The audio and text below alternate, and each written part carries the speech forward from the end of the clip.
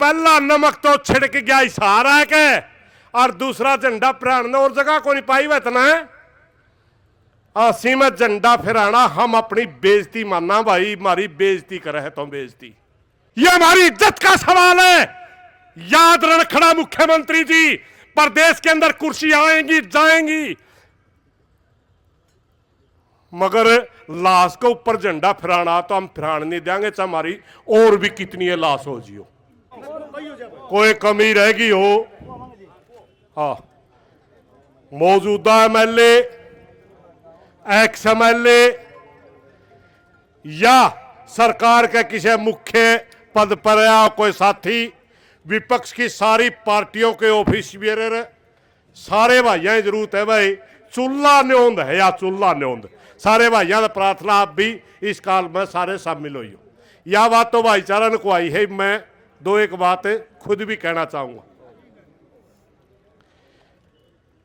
साथियों, बहुत से साथी न्यू कंधे होंगे कि मुख्यमंत्री आसी में झंडा फहराना है, उसको पंचायतें टारगेट क्यों कर रही हैं? यह तो राष्ट्रीय पर्व है, तिरंगा हमारा राष्ट्रीय ध्वज है। मैं उन बातों के ऊपर दो एक मिनट कहना चाहूंगा। हाँ, तिरंगा हमारा राष्ट्रीय झंडा है, हाँ 15 अगस्त हमारा त्योहार जैसा दिन है, मगर भाई जिसका घर जुआन लाश पड़ी हो उसने भी त्योहार मनाने की फुर्सत होया करे के? हमारा लाश पड़ी है लाश, और हमारे से बड़ा कोई राष्ट्रवादी नहीं है।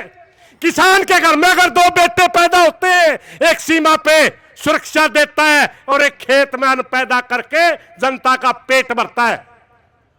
मुख्यमंत्री जी याद कर ले, आपसे पहले आपका गुरु था, केमला के अंदर है किसान आंदोलन चलते हुए चैलेंज कर दिया था उसने कि मैं केमला के अंदर सभा करूंगा। इसी किसान समाज ने कहा था कि हमारी मांगे पेंडिंग है, हमारी सुनवाई नहीं हो रही, हम आपको केमला में नहीं उतरने देंगे। आपने बेरा को नहीं उतरने दिया था ना। आज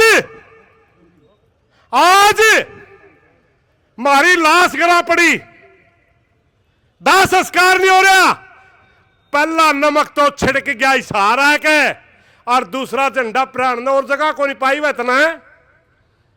आसी में झंडा फहराना हम अपनी बेइज्जती मानना, भाई हमारी बेइज्जती करे है तो बेइज्जती, और ये चीज हमें बर्दाश्त नहीं है। हमारे खापों के अंदर, हमारे समाज के अंदर हम 3 ही मुद्दों के ऊपर अपनी जान देते हैं, जिसका कहते हैं जर, जोरू और जमीन। ये जर का सवाल है हमारा, ये हमारी इज्जत का सवाल है। याद रखना मुख्यमंत्री जी, प्रदेश के अंदर कुर्सी आएंगी जाएंगी, मगर लाश के ऊपर झंडा फहराना तो हम फहराने नहीं देंगे, चाहे हमारी और भी कितनी है लाश हो जियो।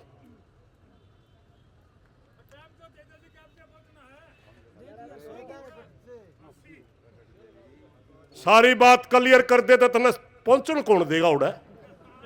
तने सारी बात मेरा तो आंदोलनकारी है, पहुंचना हमने नहीं, मेरा कड़े पहुंचेगा। झंडे का टाइम भी आपको पता है, झंडे का टाइम भी आपको पता है। झंडे का टाइम मुख्यमंत्री का प्रोटोकॉल है, 10 के आसपास होता है, परेड होती है, उसके बाद पक्का फिक्स टाइम होता है वो। भाइयों, हम इतना सख्त फैसला लेने पर मजबूर क्यों हुए? क्या भारतवर्ष के अंदर 15 अगस्त को जिनमें 2 लाख से भी ज्यादा, 7 लाख से भी 32,000 लोग और कुर्बानी दे करके देश आजाद करवाया था, आज हम महसूस कर रहे हैं कि देश के अंदर आजादी नहीं है। चंद गुड्डों ने यह सत्ता के ऊपर काबिज होकर के बैठ गए और हमारी लाशों के ऊपर भी राजनीति करते हैं। हमारी लाशों के ऊपर इन्होंने जाति दिखती है, हमारी लाशों के ऊपर इन्होंने धर्म दिखता है, और हमारी लाशों के ऊपर ही हमारा बंटवारा करके ये वोट बैंक साधते। इसलिए मेरी सारे भाईचारे से प्रार्थना है, ज्यादा संख्या में 80 के आसपास के गांव में रुकना भाई, 14 ने। और मुख्यमंत्री जी, खुला चैलेंज है, मैंने तेरी एक बात कही थी जिस दिन शुरू में 6 दिन हुए थे छोरा मरे ने, भाई जल्दी गिरफ्तारी कर दे, हरियाणा में तेरा पैर टेकने जगह नहीं पाओगी।